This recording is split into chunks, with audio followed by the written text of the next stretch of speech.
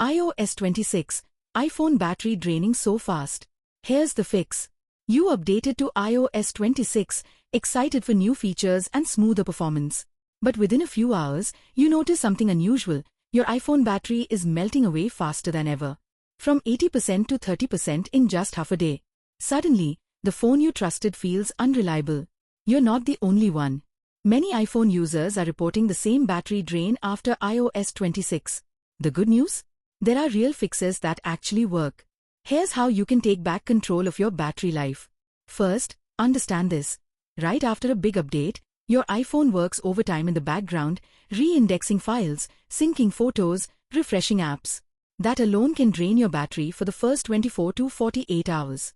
Sometimes, just giving it time fixes the issue. But if the problem continues, it's time to act. Start with battery settings. Open Settings Battery and check which apps are eating most of your power.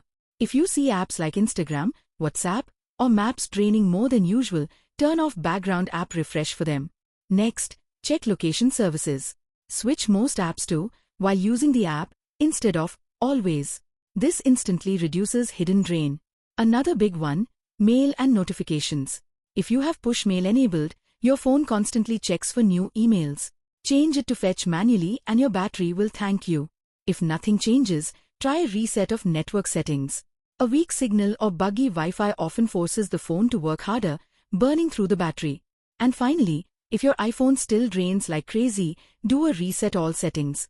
This won't erase your data, but it clears out bad system configs left over from the update. Once you've done these tweaks, you'll notice your iPhone running cooler, lasting longer, and no longer dying halfway through the day. So don't panic.